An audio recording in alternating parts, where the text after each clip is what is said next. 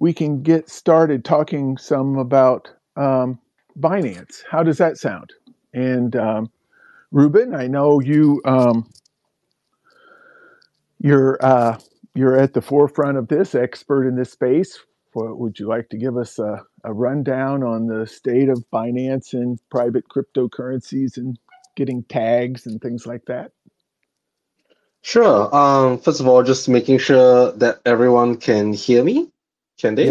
Yes, loud and clear. Okay, great. All right, great. So yeah, I'm Reuben from the FIRO project. I guess I'm the project steward, co-founder, etc., etc.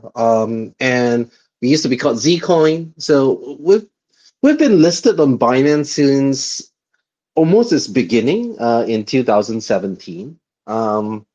And lately, just in September last year, we basically got a message from Binance, from their compliance side, asking us whether we had any plans to remove privacy completely. And apparently, a few other privacy projects received this as well. I know Monero got it, Zcash got it, Horizon got it. I'm not sure why Pivx didn't get it. I don't know. I don't know about you guys, whether you guys got it or not. But Not that I'm aware of. right. And just to give some like context, even prior to that, earlier in the year, Binance delisted a bunch of privacy coins from a bunch of European countries. At first, they delisted the whole lot, including some fake privacy coins like Verge and all of that. But then after they clarified that they aren't a privacy chain, they relisted them, and the only few chains that remain on that European delist was Monero, FIRO, I think was it Horizon and Mobile Coin. I think those are the 4 or 5 assets that had that ban still in place. So right now we are still inaccessible for Binance users in Europe, which is very unfortunate. Why would that be? Why would you be on the short list, Reuben? Do you have a Right. theory? So we were told that this was because of upcoming MiCA regulations, but at that point in time, MiCA Which is hadn't the come into European. force. That's the European Yeah, thing. yes, it's called a market in crypto assets regulation, which is coming into force sometime in the middle of this year, right? But they say that even though it's not MiCA, they had already received word from local regulators. So it wasn't the whole of Europe. There was like a smattering of countries that were probably proactively implementing these laws before MiCA even came into force, right? Um, and it's kind of interesting because secretly, not rather secretly or quietly, other exchanges followed that same list. And also, like for example, FIRO is not available on Gate.io in Turkey, which is like, a very strange reason because Yeah. Binance allows FIRO in Turkey. So there's all these like very arbitrary and not very transparent ways of all these like silent delistings, right? And so when this sort of message came from Binance and asking us, are we going to remove all privacy? We were like, man, this is such a bad question, right? Because Right. how do you answer that? So I was like, no, we don't have No. any plans to remove privacy because that's the whole reason of us existing. However, can you let me know what are the regulatory concerns you are facing, and let's see if we can find a way to work together, right? And to find a way to meet this new regulation. So at least I know where you're coming from, Right. right? Good answer. Good Yeah. answer, by the way. And luckily, so we have had experiences with other exchange delistings. Like for example, we used to be listed in certain exchanges in Korea. We were on Huobi Korea. We were on Probit. We also used to have a listing. There were a couple other exchanges, but they just delisted us without giving us a chance to do anything, right? They were just like, oh, yeah, privacy coin, I'm sorry, we have to delist you. And Huobi did this, was maybe 2 years ago. And then I asked them, I said, what regulation are you guys following? And they said, oh, Korean regulation. I'm like, can't you just delist us from Huobi Korea and keep us on Huobi International? And they said, no, Korean regulators say that the extent of their law also applies to the international space because Huobi has a lot of employees and whatnot in Korea. If Huobi International doesn't comply, they will still go after the people in Korea. I'm like, wow, okay. Yep. And Hardcore. very very interestingly, Huobi relisted us, but told us not to announce it. Really? Yeah, it was a very so Huobi Korea was still banned, but Huobi International relisted us and said don't make a big news about this. But because of that, the organic liquidity never returned because Nobody knew. obviously nobody knows, right? So that put us in a very bad position. So when this Binance thing came out, we were like really worried, right? And I actually, was telling them, I told Binance, I was like, hey, why didn't, Zcash are always like, number one in compliance and all of them. What are they doing, right? Because the ideal solution is if all privacy coins could come together and come up with a unified solution that is acceptable to all, then we just need to present one solution, right? And we can move as an entire industry and everyone adopts the same standard, right? Mm-hmm. I mean, like that's the Right. ideal thing. Of Right. course, Neat idea. yeah. But then Zcash at that point in time had suggested something, the use of view keys.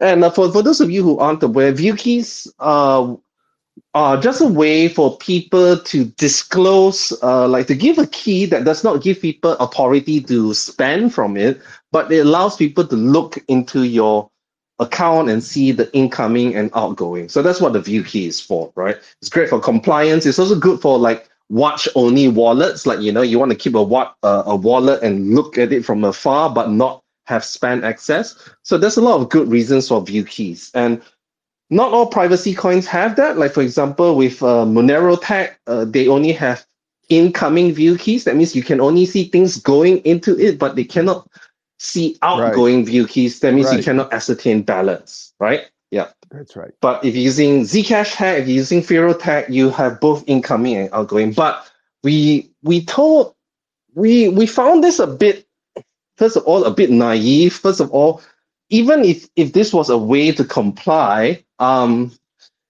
giving view keys to an exchange is really, really bad because it means that they have full visibility into your wallet, not just the transactions that are with the exchange. It's like your entire wallet's history is now visible to the exchange, which to me is a worse privacy trade-off, right?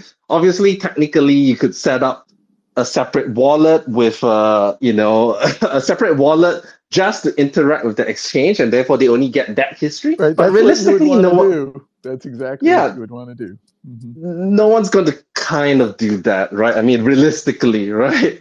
And more importantly, because of the wording of Micah says that if you are based in the Europe and you're an exchange or dealing with virtual assets, you cannot list any coin that has inbuilt anonymization features unless you can identify the users of that currency and their transaction history. Now think about that, Amazing. Now, right? does that mean the history going backwards in time or going forwards too? So because so I'm a lawyer. To give some background, I used to be a lawyer, right? So I Right. was like, well, there are multiple ways to interpret this, right? If I want to take a very like the worst kind of interpretation of this would be no privacy coins are allowed, right? I mean, like that's the way it is, right? Right. Or I give the exchange some backdoor that can allow it to see all its users. But the way that Or you by compartmentalize a separate part of the coin, right? You could say, okay, here's this separate area where you can see everything, and we're calling this the same coin. You could do something Yeah. like Or I mean, that. like for example, Binance issues BEP20 FIRO, which is backed by FIRO, right? So Uh-huh. that is on their Binance Smart Chain. Yeah, they can continue to list that because that's completely transparent, right? I mean, Yeah, that's their right, right. their wrapped FIRO, right? Yep, yep. So I was like, oh man, this first of all, view keys is not going to solve any of that. But after speaking to Binance compliance, and again, this is still a state of flux, right? They are in talks with their regulators. I am in talks with Binance. We are trying to. So a lot of people are like hating on Binance. Oh, Binance, you sold us out and whatnot. I'm like, Binance doesn't really want to do all of this, right? They are trying to find a way to keep us listed, or else they could be like OKX. They just delisted a bunch of privacy coins. Huobi, Gate, and all these others. They are just delisting without any sort of conversation, right? And financially, that kind of makes sense, right? Because privacy coins, even as an entire sector, only forms like a small percentage of trading volume. Do I want to take on this additional regulatory risk and compliance and manpower to kind of support these privacy coins? Or should I say, yeah, I'm just going to delist them and, I'm going to get on with the rest of my business, right? So it is very obvious why other exchanges say, yeah, let's just delist them, right? But you cannot blame Binance. Actually, Binance is kind of like, I'm not saying that they're angels, but it's a much better way to deal with it, right? They could have just delisted, especially with FIRO, right? We are not a huge project. The trading fees that they make from us is like a drop in the big ocean, right? It Right. makes more financial sense to delist us, but they were willing to engage with us. So, at least kudos for that. So the problem was that with view keys, even if I gave the view keys, well, first of all, that's a huge kind of like the way that Binance compliance interpreted it is that when someone deposits into the exchange, it has to come from a transparent source, or rather an address that they can see on chain, right? And that's Okay. not possible for let's say, like if I'm coming from a Monero transaction, I'm depositing in because it comes from an unknown address, right? It's just a random point, right? Or if from a Pivx or Zcash shielded, I directly unshield into a Binance address, that is not good enough for them. They want to be able to only interact with transparent addresses. They don't want to touch anything with the shielded pool. And Hmm. there's a good reason for that. I'm not saying that I agree with their whole reasoning on it, but their reasoning is to say that if we receive money from a place that we don't like, right, we have to be able to return those funds to the person sending it with very minimal user interaction. Like from Okay. from Well, from a exchange, yeah, it makes that's a sense, good. right? That makes sense. Yes, but you can't really do that unless you do a lot of complicated things when you're doing it from a stealth address, or from like a shielded pool and stuff like that. Because well, it's too much to explain it. There are ways to do it, but it is really really complicated. They just want to say, look, we just take the money. If we don't like it, we just return it to the thing, and we can prove to the regulators like, here, no need to show this ZK proof or whatnot. I just show it on chain. I received this money. I didn't like it. I return it back to the Send it sender, right and I back. can be sure. So Right. that's why they don't like the idea of letting somebody put in a separate refund address like you see on some exchanges, because there's no proof that they're actually returning it to the sender. Correct. You could, Hmm. if I was a money launderer, if I really want, I could use this to my benefit Right, because to I deposit transfer into, funds. yeah, and it comes clean from the Right, exchange, right? It right. gets flagged with them. Yep. So I understand where they're coming from, right? And of course, people who are not really like familiar with the ins and outs, they say, Binance are just being difficult. But if you think through it, it actually makes sense. I mean, sure, there are technical ways to do it, but there's also cost to implement, like, supporting a bunch of privacy assets. I have to do all this additional tooling. I have to all this additional stuff. It does not make sense either, right? So we proposed because I was waiting for Zcash, and Zcash were just like, I don't know, the community wasn't like very moving really quickly. They were just like, Well, maybe, maybe not. right. Well, Zcash should meet that out of the box, right? Because they have Right. transparent addresses. No, transparent address are not enough because you cannot stop someone from unshielding from a Zcash shielded pool directly to a Binance address, even if it's transparent, Right. right? And But that's the but if same it's with Pivx. transparent, you could send it, right? But you can send it, and then you can get a refund to it, right? It's You all cannot get no. I mean, this is because when you unshield directly from a Zcash address to a transparent address, there's no identified sender, so right. that they can see the amount. But They can't return can't it you to the same address. but can't you send it from a? I mean, it's a separate address, right? It's a transparent address. You send it, and it's visible where it came No, no. from. I mean, if you are when you are sending it from a shielded address, Oh, or rather a shielded source, because right. you Well, cannot stop that, right, right? right. But wouldn't you? I mean, couldn't they just say, okay, Zcash, just send and receive from transparent addresses? That's the only way Correct. we That's want it. exactly what we did with an exchange address is to create an address type just for exchanges. I mean, anyone can create this, but we just kind of hide it in the command line. I mean, not hide it, like we don't put it in the graphic interface, right? You want to use it, you go and deal with the command line for that, right? I see. So anyone can create an exchange address, but it means that this special exchange address can only receive funds from transparent sources, right?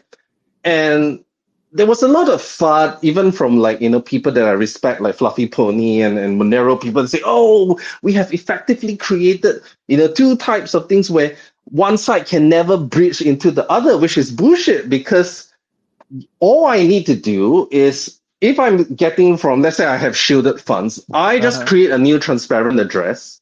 I Yeah. unshield into that transparent address.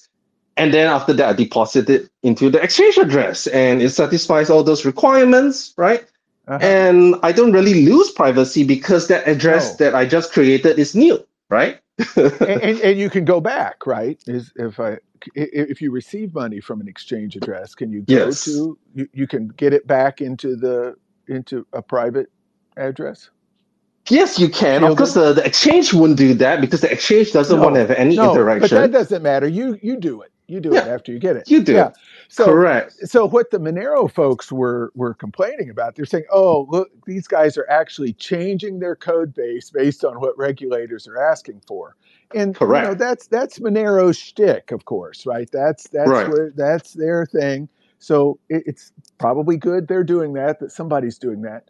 But there's also the argument, just like you're saying, is okay, we're changing, but we're just checking a box. We're not really sacrificing privacy by doing this, as long Mm-hmm. as you do it right. Correct. And that's perfectly valid too, and that needs to be done as well. I'm glad Well, you're doing I that. So, just want to chime in here, and I personally, because I saw your post just before the new year, and I thought this mm-hmm. whole exchange address thing, I actually thought it was a very elegant solution, because essentially, coming to what you're both are saying, it just means that you can KYC at the level of the wallet that's sending to the exchange. But if you're doing it right, you can't see any further back. So you're getting the best of both worlds on the assumption that you want to interact with a centralized exchange, because they can see who you are and what you're sending to them, but they can't necessarily see what you've been doing with your funds. So in that sense, they can maintain, unless regulations suddenly change to the point where, oh, we need to not just see who the immediate source of funds is, but who their source of funds, etc., going back the whole history, then that's actually a neat little compromise. That's what I felt anyway. Correct. Right. Of course, there is this argument that some people, Veil Project just requested, I click accept, but it's not moving. But maybe you can try to do I that. see a Veil Project as speaker now. Okay. Maybe it's just Oh, delayed. but All right. now I it's see a muted. speaker. Hey, Oh. Vale, do you want to try saying something? Yes, I'll And try now. I finally can hear something in the space. I joined a space oh, half an great. hour Good. earlier and it was fine. And then, well, I'm standing on top of my house. It looks like if the Oh, wow. Gosh. Wow. Heroic effort. well, it's actually a Well, we can hear problematic you just stand. fine now. I'm not on a sloped roof. Yeah, It's not I've windy got a out there, glorious is it? view here. No, Ah, not windy at all. I wish I could show you a picture. I don't suppose there's any way. I've got magnificent views here in Colombia. Anyway, well, so unfortunately, I haven't welcome really from heard Colombia. what you guys have been talking about for the last 25 minutes. Don't worry, we'll give you the recap. But the short recap is we're talking about Binance as an exchange, effectively, actually not just Binance, but exchanges, and specifically KEX's delisting privacy coins. We sort of had Reuben from FIRO talk, because FIRO, it's a privacy coin. It's listed on multiple exchanges, not just Binance, but OKEX, Huobi. He kind of gave a few interesting examples of how some exchanges would just delist you without any reason just because you're a privacy coin. How some exchanges, like the example of Huobi, they're a Korean-based exchange, but they were delisted from both Huobi and Huobi International. And the reason they were delisted from Huobi International was because the Korean employees who work for Korea, basically people who work for Huobi International, are based in Korea, so the regulations could still apply to them. The short of it is they basically got down to there is a somewhat opaque and unclear framework for this, but Binance was actually willing to engage in dialogue, and they achieved a constructive solution through the use of something called exchange addresses, which are basically they're transparent addresses which you can send to an exchange, but they're basically that they don't unshield the rest of your transaction history, as it were. It just shows you that the funds have come from a particular wallet, and that this particular address, the exchange address, is the address you designate funds from this identifiable wallet to then go to an exchange. But the consequence, or the trade-off, is that actually, if you do it right, all of your other transactions, all your inflows and outflows for that wallet, as long as they ignore that exchange address, they aren't revealed to the exchange. So I'll stop and let you. Yeah. So let me just quickly that's go very through. interesting. Oh yeah, sorry. Yeah, so Reuben, go ahead. We'll finish this discussion, and then Veil Yeah. will move over. We're interested to hear from you and an Definitely. explanation of Veil cryptocurrency. But we'll finish Great, this thanks. discussion first. So Reuben, please. Yeah, I'll try to run through it quicker because I wasn't mindful of time. So, okay, just very quickly, after this happened, there are two, I guess, arguments, especially from the guys like Monero. And first of all, I respect the stance that they are taking. But at the same time, it's also a problem, because if we just say screw regulations, we're never going to comply, we are like freedom and whatnot, all of this, right? I'm not saying also that on the other hand that we should comply and bend to every stupid law. Like, for example, if Binance asks us to remove privacy or introduce some backdoor, that is obviously a no-go, right? It has to be a compromise that kind of makes sense, right? And Monero's like, no, we should never compromise. This is our old ethos and everything. But if every privacy coin was like that, right? Now, think about it from the point of a regulator. They are just trying to delegitimize privacy coins, because actually, like, if you take a look at it, doesn't really make sense why they are targeting it when money laundering mainly happens on stable coins and all these, or, just regular good old fiat, right? But yet they are somehow targeting privacy coins. They want to delegitimize privacy coins, right?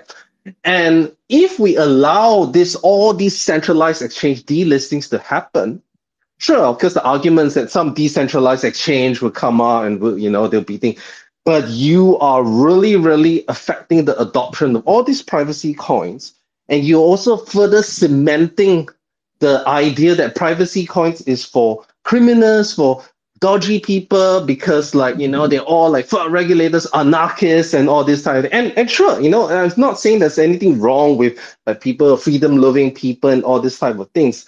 But you are really painting in 90% of the population and the world, you are falling into that trap that privacy coins are for bad people, right? And if we at least here, we can say, look, we came up with a reasonable solution, right? You keep us listed, we try to operate. If you start to try to do more things, then it becomes more obvious that, yeah, it's not really in good faith, right? But if you just say, fuck regulation, screw them over, and you are doing a disservice to the entire privacy community, which makes it so much easier for other exchanges to follow suit. Because what happens in Binance is already having ripples throughout all other centralized exchanges. If Binance is delisting, what makes me so special that I shouldn't delist as well, right?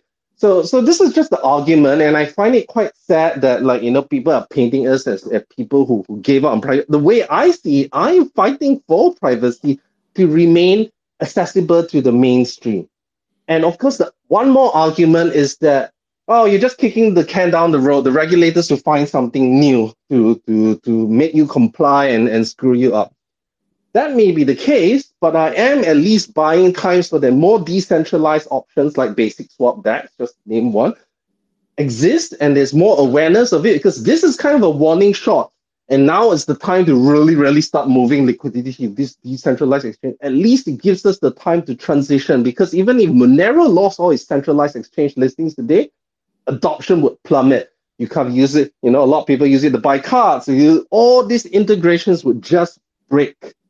So I think it's very idealistic to say, yeah, we are totally freedom money and all of that.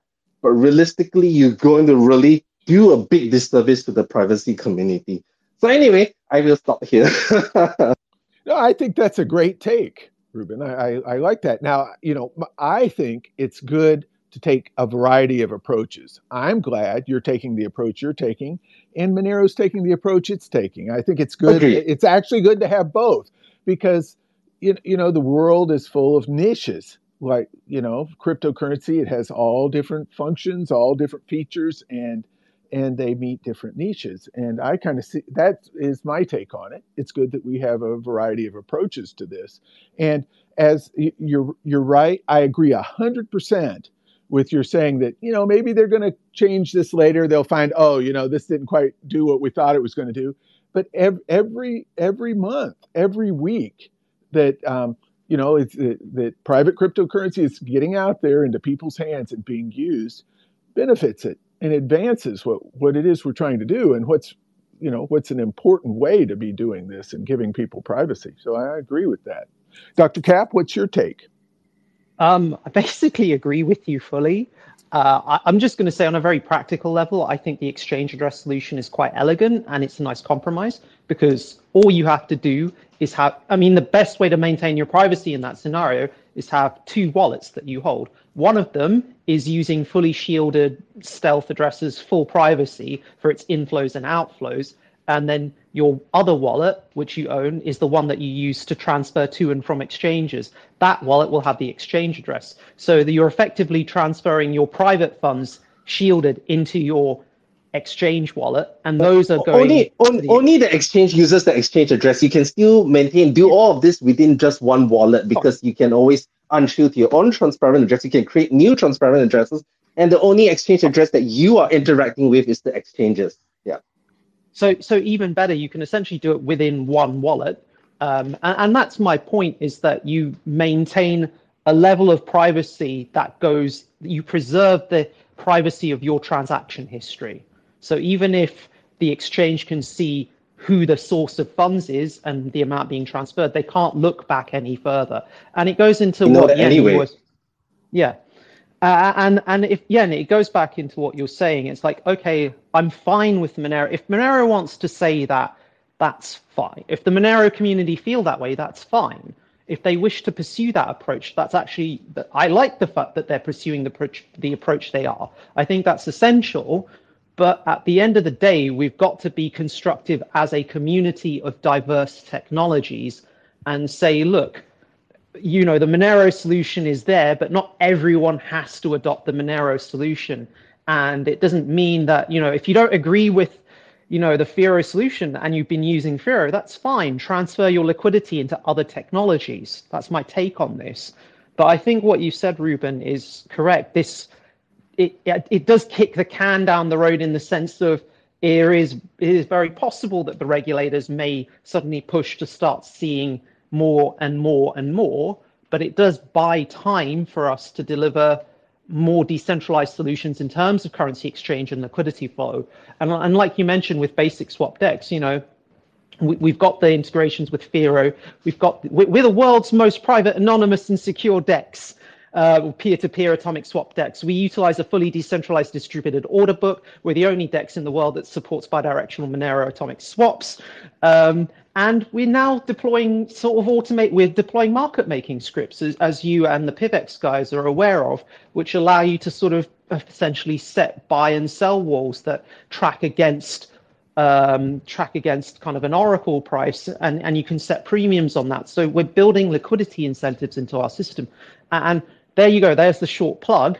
But the point I'm getting at is the more time you buy, the better it is for us, from a basic swap DEX point of view, speaking on behalf of that project, it buys us time to help us solidify and cement our ecosystem so that we can support all of you. And that's my take on it. We are here to support all of the privacy ecosystems. So anyone that's doing anything to support or advance the cause of privacy coins or projects, we welcome that. And I see what you're doing is a very pragmatic point of view. And I have to say, thanks for explaining it the way you did, because I was one of those uninformed people who's like, oh, Binance have threatened to delist. By putting it in the context you had in terms of how Binance is behaving in relation to other exchanges, as you rightly pointed out, Binance has very little technically to gain from keeping privacy coins in its system. They don't create a huge fraction of the total trading volume. They don't account for a massive amount of fees. Creating new technologies to maintain compliance has not only time costs but monetary costs and research costs. So the financial incentives for Binance to keep supporting privacy coins isn't there. But as you've eloquently put, they're willing to negotiate and they're willing to come up with these supportive compromises. And that says to me, that speaks positively on Binance as a KEX, because it says, look, we are willing to ideologically support you still. And I think that needs to be, I don't think that should be underplayed. I think Binance is dealing with a lot of geopolitical forces right now, tugging in lots of different directions, and they've had to make lots of compromises, which ultimately have to filter through to their end users. But I think you're doing a good job of handling it. And equally, I think Monero is doing a job. Agreement, whatever was behind that, right, that they recently had with the U.S. Yeah. Yes, exactly. That's what I'm referring to, the settlement agreement with the US and all the implications for that in terms of them being able to monitor, the US effectively being able to monitor all activity on Binance. That's the trade-off as part of that agreement. Right. I think Binance is doing the best job it can, having essentially been born in a highly unregulated, fluid environment, which I think is amazing. To kind of reach these compromises. I kind of commend them. And I, as I was saying, I don't think that gets played enough. I don't think that perspective gets highlighted enough. And like I said, this is supporting all different approaches. As long as we have multiple different approaches, it eventually allows us to shift over time into a truly decentralized reality, which is the point. Right. Yeah, and think of it, they're under so much, you talk about which exchange is under the most regulatory pressure and whatnot, it's undoubtedly Binance, right? They are under there's a settlement, there are actually government agents sitting inside Binance to make sure everything's okay, and yet they still are willing to talk with us when the easy thing to do would have been just to delist us straight off. And they did actually mention, particularly one of the reasons why they were looking into this was the DOJ, Department of Justice settlement as well. So it is not a light thing that they're doing. So of course, we have to be cautiously optimistic. I'm not under any illusions that this may change on a dime, but so far, I think it's done in a lot of good faith. So I think we should let Veil speak as well. Yeah. So Veil, we're eager to hear about the Veil project, but we're also eager to hear what you think on this topic of Binance. So please introduce yourself. Tell us what you think about Binance, and then tell us something about Veil. Okay. Well, I'm Sean, and Anyway, yes, I haven't had a Binance account for a long time. I haven't traded on it since 2017. But I agree 100% with everything that I've heard so far. We've had some. Well, we're still on Probit. Probit's a Korean exchange, and I guess it's because although Veil is default private, you can't even use base coins. Base coins are just the equivalent of Bitcoin, completely transparent. You can't even use them in, well, you can't spend them or set a base coin address in the good default private. However, but Probit will only accept base coin addresses. And you have to go to the terminal or the CLI, command line interface, in order to create your base coin address to deal with an exchange like Probit. We're also, of course, on a TradeOgre, and we're on non-KYC exchange. Now, we're really, really looking forward to basic swap DEX, and so apparently we'll be on there once the new when they start listing more coins. We're a top priority, I've been told. So you are on our list. Trust me. We've got Excellent. And I know it may seem like it's taking forever at times, but just trust me, you're on our list. So yeah. Oh, don't worry. We've waited longer. We've waited longer for things like, for example, the Zelcore wallet, which should have happened a year ago. They tell us it's still happening, but we don't want to say when, like they used to say years ago, when Binance, WEN, Binance. And for us, when Binance is probably never, unless we get back to, we used to be at 30 cents. We're below a cent at the moment. So that's not the main focus of the team, of course. We provide a privacy coin that's we have Ring CT. We also have a lightened version of Zero Coin. Now, the reason why we still have some semblance of Zero Coin remaining is that after people who've been around for long enough would know that there was an exploit in 2019, which happened to be the year we launched. And both FIRO and Pivx have a history with Zero Coin, yes, right? So, absolutely. So it's very relevant here. Absolutely. But the reason why we still have a lightened version of that is because we have private staking that uses Zero Coin. So it wasn't an easy fix to just delete Zero Coin. So long as you mint your Zero Coins using Ring CT, so you convert, you've bought on an exchange or whatever, it's in base coin, you send it to Stealth and to Ring CT. We're going to fully automate that in the future. Where Ring CT is the Monero. It's like Monero technology. It's like that, but also that comes from Particl as well. Right. Yes. Right. And yeah, so if you're in Ring CT, you mint your Zero Coins. They're completely private.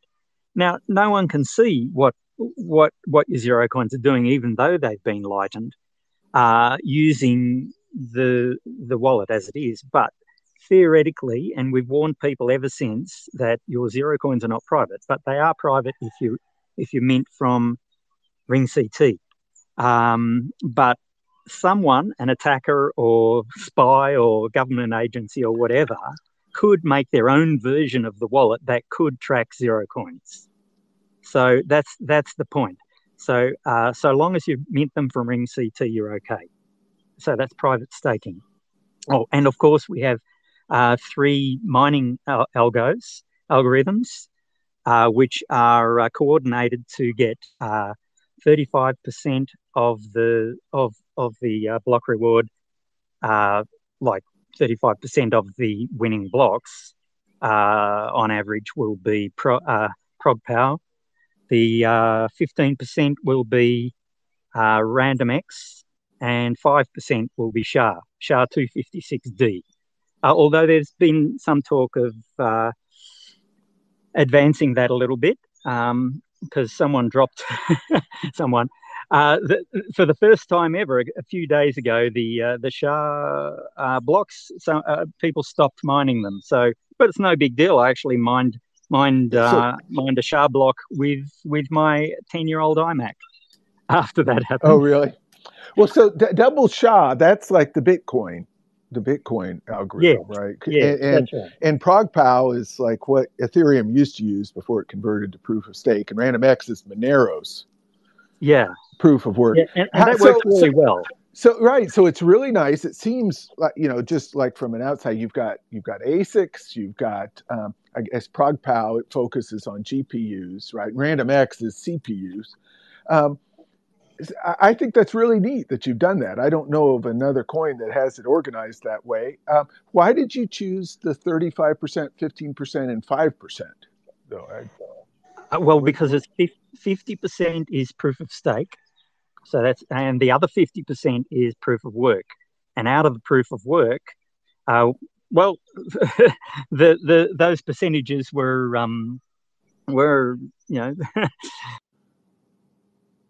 estimated as optimal to what we came up with. I'm not sure.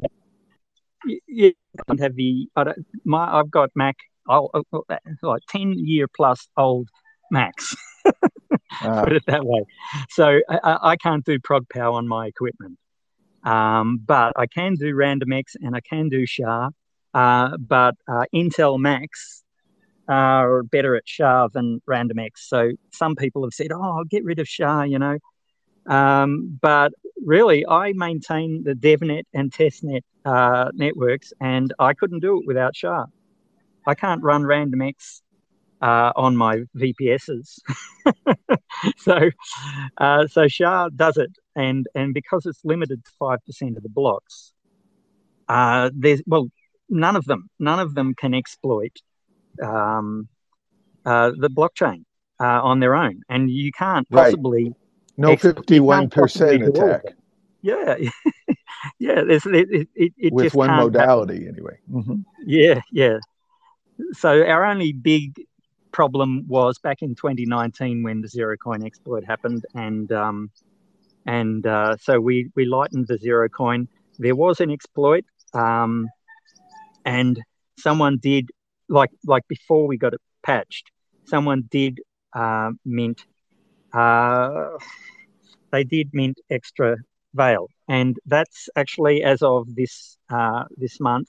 All of that was sacrificed by our founder, who was also a founder of Pivx, and that's James. And he gave up the founder reward, and just to compensate. Yeah. It's all fully paid off now. So basically, it brought forward some of the supply, and it cost him dearly. But now that's all done, and there's no more founder reward. It hasn't been since pretty much the first year, because that exploit happened in our first year. So it was very unfortunate, and that is the reason why Veil you can buy for 2019. He's breaking up. Oh, yeah, sorry. I can't help it if I'm breaking up for a moment there. Now you're back. You're back. Yes. Please. Yeah. Okay. Such is technology. I even bought credit on my phone just so I didn't have to rely on Wi-Fi. Standing on top of my house. Yeah. So the price was good up until the exploit, and that's the reason why it's a bargain now. So. But I think we used to pretty much ignore every other privacy coin. I wouldn't talk about anything else except for pretty much Monero. I wouldn't talk about it in the Veil community anyway, but anything that wasn't there, like Zcash, Zcoin, and Monero, I would, and Pivx, all these newcomers, I wouldn't even think about.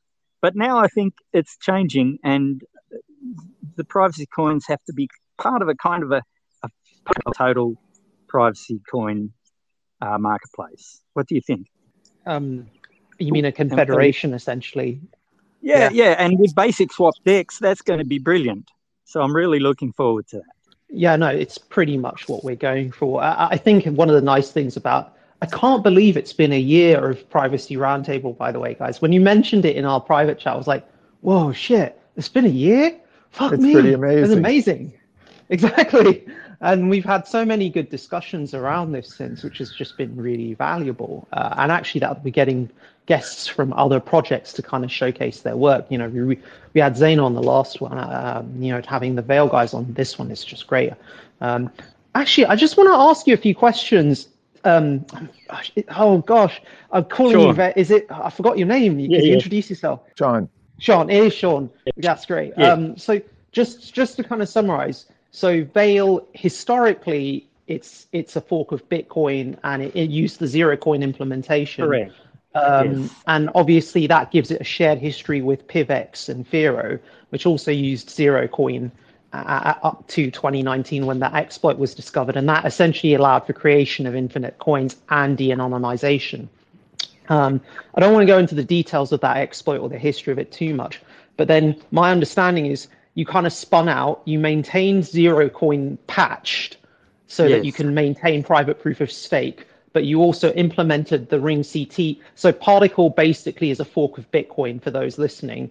And we did I think one of the first, or probably the first implementation of ring CT on a Bitcoin. Yes, we did do the first implementation of ring CT on a Bitcoin code base. Is that right? That's interesting. Yes. Because Monero is not based on the Bitcoin code base. So you pulled that technology over to the Bitcoin code base. Yeah. So that's cool. What sort of different. Yeah. So that's why. So a lot of the ring CT implementations on Bitcoin code base coins have essentially used our work.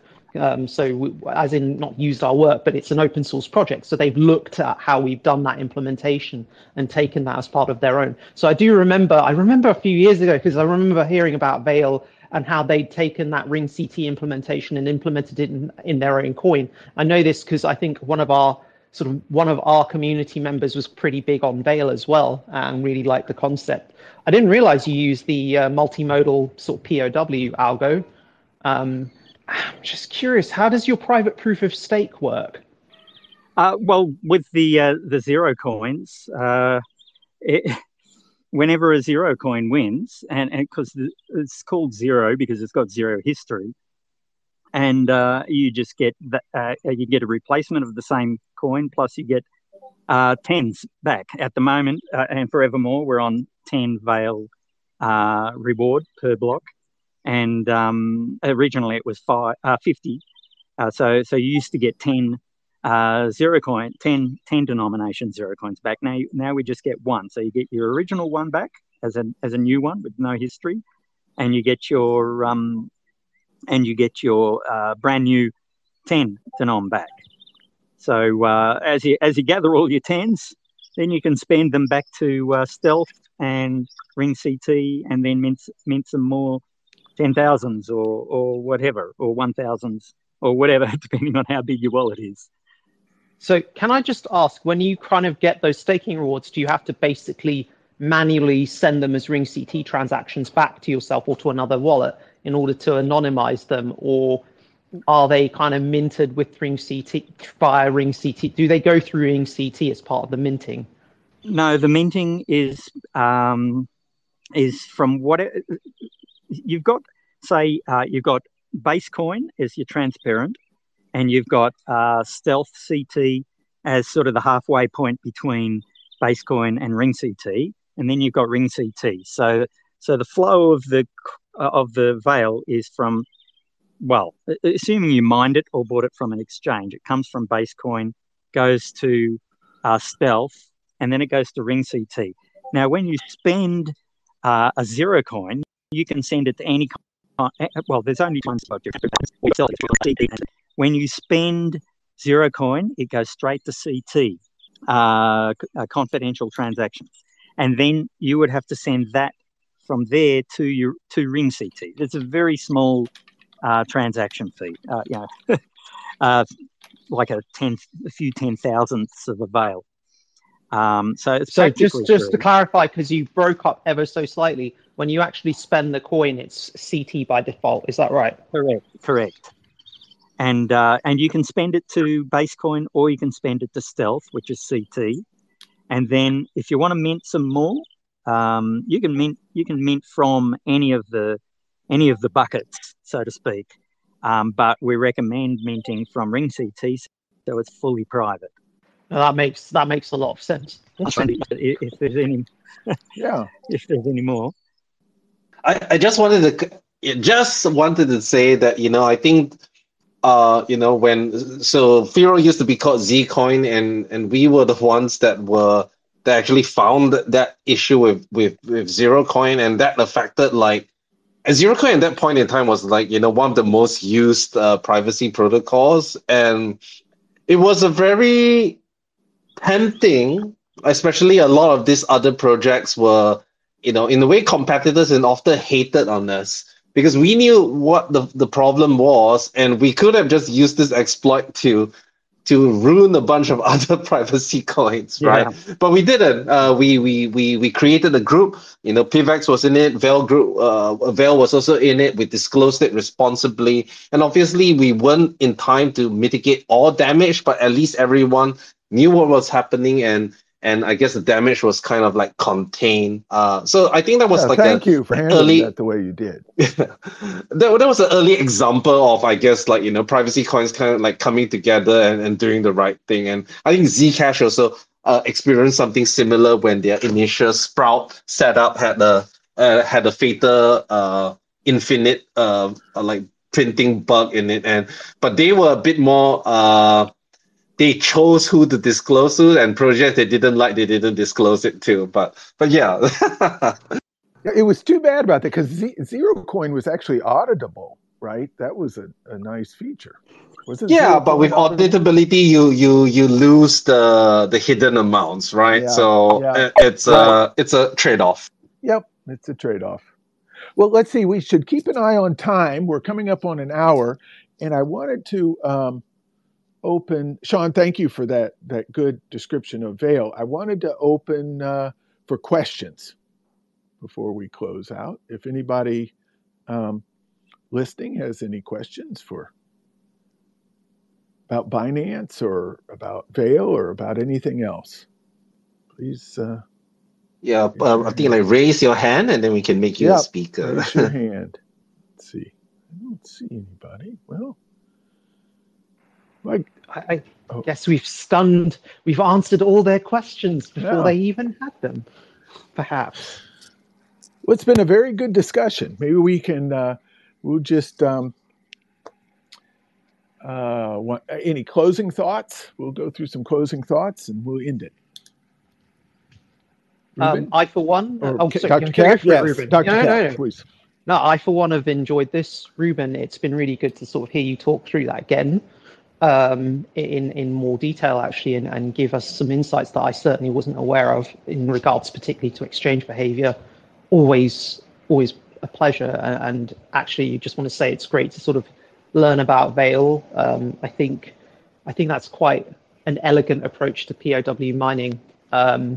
There is added complexity, but I can see the benefits in terms of safeguarding your community. So thank you for Veil coming on. Thanks, Sean.